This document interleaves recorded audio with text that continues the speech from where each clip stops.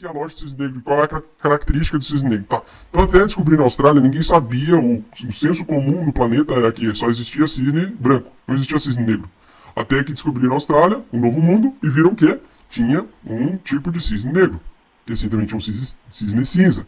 E aí, o que eles pegaram, né, que o cisne negro, ele na verdade é um evento que é inesperado, que não é previsto por ninguém, por nenhum senso comum, e que ele não pode ser previsto por ninguém antes.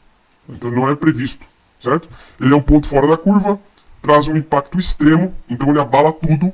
Então pode ser a criação do Facebook, na minha opinião, foi um cisne negro positivo. Por exemplo, foi a integração das mídias sociais de pessoas que até então não tinham como se conectar de uma forma tão fácil. Tá? Então o cisne negro ele pode ser utilizado tanto para você pegar exemplos positivos, de eventos inesperados positivos, quanto para em eventos inesperados negativos. Não é só negativo. Tem muita gente que acha que é a crise, aconteceu uma crise, é o cisne negro. Não, não é isso. Não é isso. Tá? Traz um impacto extremo, torna-se explicável depois de um fato. Então ele só é explicado depois que aconteceu. Nunca antes. Nunca é previsto antes, nunca é explicado antes do que aconteceu. E vem da incapacidade do ser humano de saber tudo, tá? E na verdade ele é a verdade do otário. Ele é o fator verdadeiro de que a gente é otário. Que a gente não tem como descobrir tudo e não tem como a gente saber tudo, tá? Então conviva com isso. Tá? Não, por mais que você estude aquela história, quanto mais você estuda, mais você sabe que não sabe de nada. É basicamente este é o ciclo que nós temos na nossa vida, tá? Então nós não somos cientes do desconhecido. E o cisne cinza são coisas que sabemos que não sabemos. Então coisas que sabemos que não sabemos é, por exemplo, qual é a velocidade que chega um ser humano correndo. Então quanto que um ser humano pode chegar no máximo correndo? A gente sabe que o Usain Bolt ele bateu recordes mundiais de corrida. Mas será que pode surgir um outro Usain Bolt daqui a um tempo?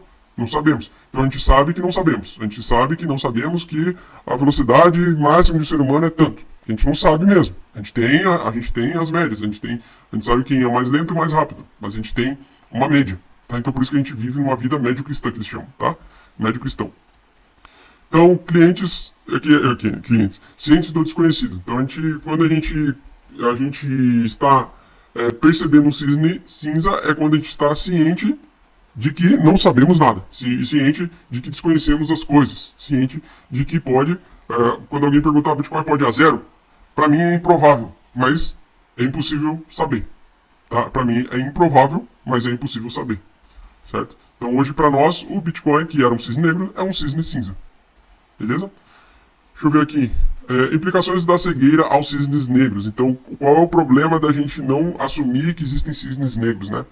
O primeiro erro é o erro de confirmações. A gente confirmar que uma coisa é verdadeira e que ela é um fato, sendo que não existe isso. Por exemplo, Bill Gates, ele se reconhece como uma pessoa autodidata que desistiu da faculdade.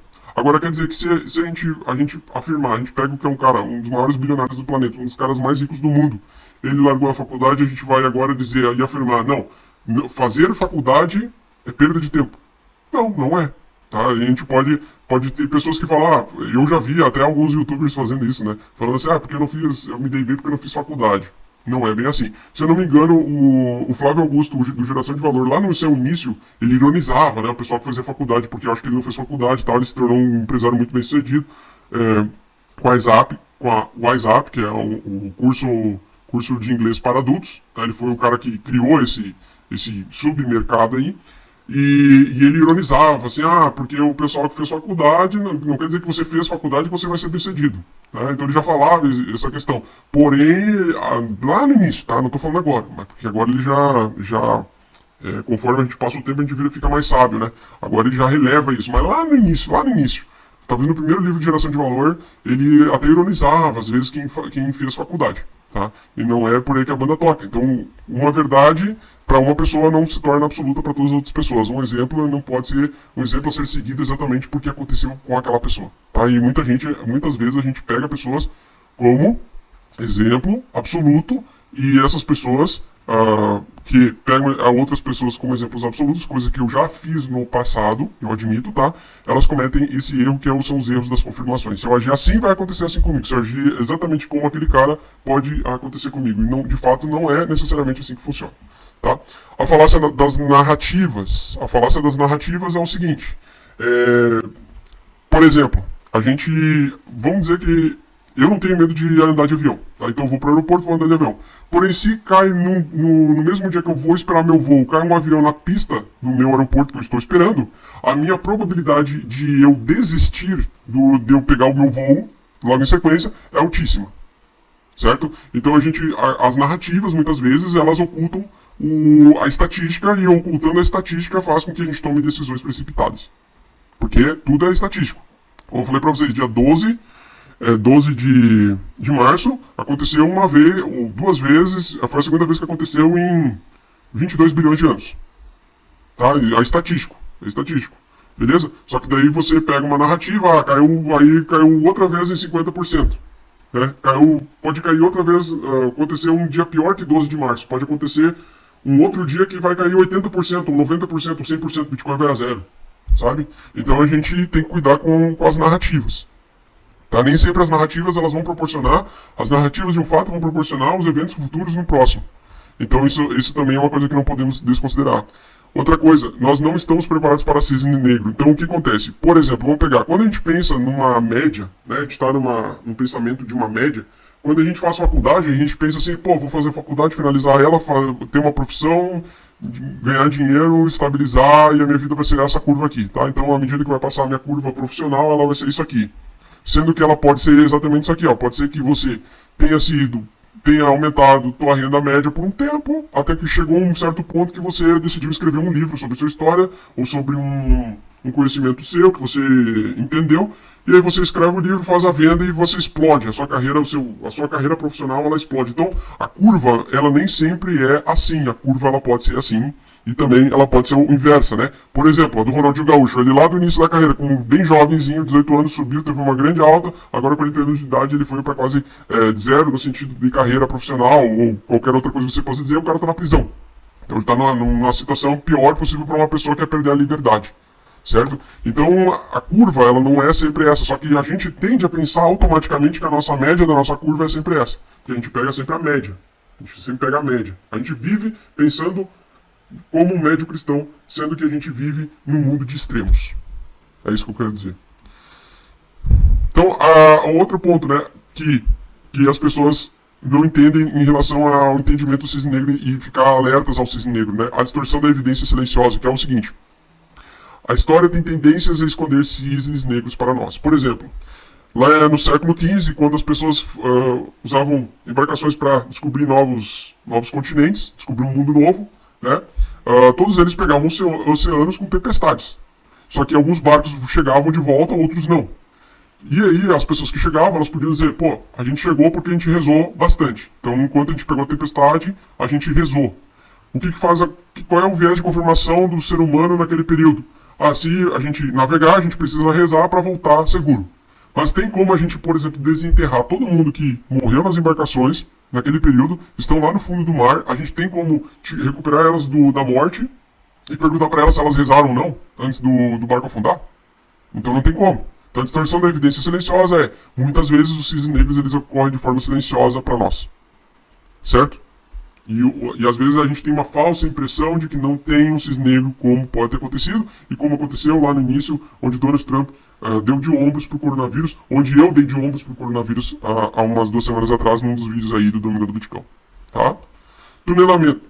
Tá? Focamos então naquilo que a gente sabe e ignoramos completamente o desconhecido. Essa é a verdade. A gente só foca naquilo que a gente sabe, a gente ignora 100% todas as vezes o que é desconhecido, até porque não tem como a gente se preocupar com algo que é desconhecido. Essa é a questão, né? Então a gente tem duas visões, a visão do médio cristão e do extremistão. Então a gente tende a pensar que a gente vive na média, porém vivemos em um mundo completo de extremos. Por exemplo, hoje em dia a maioria das pessoas que eu vejo na rua são pessoas que têm 2 olhos, 2 pernas, 2 bocas, uma boca, né? 2 bocas, uma boca, 2 pernas, 2 braços, tá? Altura média, beleza. Aí, raras às vezes a gente vê, né? Mas existem, e estão com a gente, anões, pessoas que têm estatura bem abaixo da média das pessoas. Só que a gente quase não vê essas pessoas, tá? Pergunto pra você já viu o funeral de anão? Eu não vi funeral de anão. Será que o anão morre? Não sei. Então essa questão de a gente pensa sempre que a gente está na média, que a gente desfoca de eventuais merdas que podem acontecer. a merda pode acontecer. Tá? Dos extremos acontecer. Pode ser um extremo extremamente positivo, como uma alta nunca esperada do Bitcoin sair de valer centavos ou ser uma moeda de joguinho de celular para se transformar num ativo, nos ativos mais valiosos do mundo, que são o mais valioso do mundo. Né? Então a gente tem que entender que podem surgir outros Bitcoins. E a gente, no universo, a gente não tem como descobrir. A gente tem que estar sempre com essa possibilidade à nossa frente. Certo? Então, como agir num cenário de cisne negro? E aí que eu chego a esse vídeo, tá? Então, o Nassim Taleb, ele indica duas formas e eu vou contestar essas duas formas, eu vou pensar um pouco fora da caixa, tá? A primeira forma, a primeira abordagem, ser hiperconservador e hiperagressivo, tá? Que é manter 85% do seu capital em dinheiro sustentado em tesouro nacional direto ou investimentos em tesouro do país, sei lá, do país que é responsável pela maior economia do mundo, como os Estados Unidos, por exemplo, ter títulos americanos, tá? Ficar focado 85% do seu capital nisso, ou em dinheiro estatal, seja dólar, enfim. E 15% você deixa em alto risco, tá?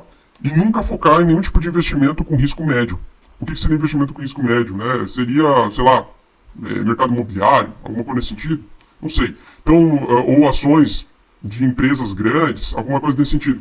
Então, ou você sempre vai investir o seu capital em sempre baixo risco, uma parte, e sempre em altíssimo risco, e nunca evitar o médio risco, tá? Você vai evitar o médio cristão. Você vai focar os 15% nos extremos e o outro no extremo. Você vai focar só o seu capital nos extremos, tá? No baixo risco e no mais alto risco, certo? O que eu estava fazendo até então, até eu fazer a cagada de 2019, que eu expliquei para vocês no início do vídeo. Eu fazia 50% capital, por quê? Porque, para mim, o Bitcoin ele é um ativo seguro, o ativo de alto risco é o real, tá? Que é uma moeda estatal de um país que está querendo se desenvolver, subdesenvolvido, certo? Então o certo é ter dólar, e a relação dólar ser o baixo risco, então, tá? Para pagar contas e ter a liquidez, e eliminar o real da vida, né? Ficar só em dólar e ficar só em Bitcoin, levando então nesse ponto o Bitcoin como alto risco. Agora, se você é um libertário total, aí você vai focar Bitcoin como seu seguro, 85% em capital, 15% em dólar. Né? Então é relativa hoje essa questão de segurança. Né? Para nós, o que é mais seguro? Uma moeda descentralizada, que não tem o poder do Estado sobre ela, ou é uma moeda local que você consiga pagar as contas e que o Estado está controlando essa moeda. Então, isso é muito relativo. E aí fica para você decidir qual que é a sua ideia e a sua estratégia, tá? Na minha opinião, a melhor forma, para mim, que funcionava para mim desde então, que eu sobrevivi a 2018 por causa disso, eu deixava 50% em BTC, 50% em reais. É a moeda estatal que eu usava na época. Tá? Hoje em dia eu tento focar sempre em dólar. Moeda estatal em real. E aí, quando o Bitcoin teve aquela grande queda, lá em final de 2018, eu fiz o quê? Joguei tudo que eu tinha em BTC. Só que daí o BTC subiu e eu fiz o quê? Ignorei todos os outros riscos e não vendi metade lá quando ele estava em 14 mil dólares por unidade, em 13.800 dólares por unidade. Tá? Então eu deveria ter vendido, voltado, ter aumentado a minha quantidade de capital seguro, neste exemplo, tá? Só um exemplo mais fácil para você entender que o meu baixo risco seria a moeda estatal. Tá? Mas poderia ser o contrário. Para mim, o Bitcoin poderia ser o baixo risco, certo? Então você faz isso, beleza? E isso aqui a gente está falando que pode ser levado em consideração o mercado de ações também. Aqui poderia ser reais para mercado de ações, ou BTC para mercado de ações. Mercado de ações alto risco, BTC baixo risco, ao contrário, tá? Aí vai da sua cabeça. Como a nossa moeda estatal é uma porcaria, que se desvaloriza cada ano, cada vez mais, o que interessa fazer? Interessa então transformar em dólar por enquanto, certo? E usar o dólar então como uma moeda estratégica para baixo risco, vamos dizer assim, para segurança, supostamente, tá? Só que eu, como usava reais, então eu tiraria os 15% dos reais e aumentaria para 50%. Então eu prefiro ter 50% em reais e 50% em BTC. Caso o BTC caia muito, uso meus 50% de reais para aumentar a minha quantidade de BTC, numa esticada ou numa recuperada de BTC, ou quando eu atingir 100% de lucro no BTC, converteria em reais novamente e encheria o pote de reais. E aí assim faria sucessivamente. Esse, na minha opinião, seria o gerenciamento mais correto para um cisne negro. Tá? E é isso que eu vou voltar a fazer, que eu já fazia em 2018, que eu caguei no pau em 2019, eu vou voltar a fazer. É um aprendizado que eu nunca mais vou esquecer, porque essa é a crise mais forte que nós estamos vendo nos últimos anos, e eu não tinha vivido a crise de 2008, né? Até porque naquela época eu não investia em mercado de capitais. E a segunda abordagem é usar um portfólio bem especulativo, mas aceitar prejuízos máximos de 15%. Então, o outro ponto é você fazer uma diversificação monstra em capitais de alto risco, sendo que em cada capital de alto risco você assume 15% de prejuízo máximo em uma possível crise, uma possível queda. E aí eu acho que isso complica, porque 15%, por exemplo, no Bitcoin é nada, né? Porque o Bitcoin às vezes ele cresce 15% em um dia, e ele cai 30% no outro, e aí sobe 40% no outro dia. É difícil, no BTC é difícil você levar essa regra, certo? Mas essa aí seria o exemplo de exposição recomendado por Nassim Taleb pelos livros. Então você teria exposição nessa segunda situação a apenas tentar se expor a cisnes verdes, a cisnes negros positivos. Beleza? Era isso. Deixa eu dar uma olhada aqui, gráfico do Bitcoin, como é que tá a nossa queda, monstra. 171% de ROI já no início dessa quedinha aqui, e agora vamos ver a possível formação de fundo duplo, né? Coloquei já um stop gain lá embaixo, caso tenha um derretimento direto, pelo menos um reteste aos 85 Ethereum, certo? Deixa eu ver aqui.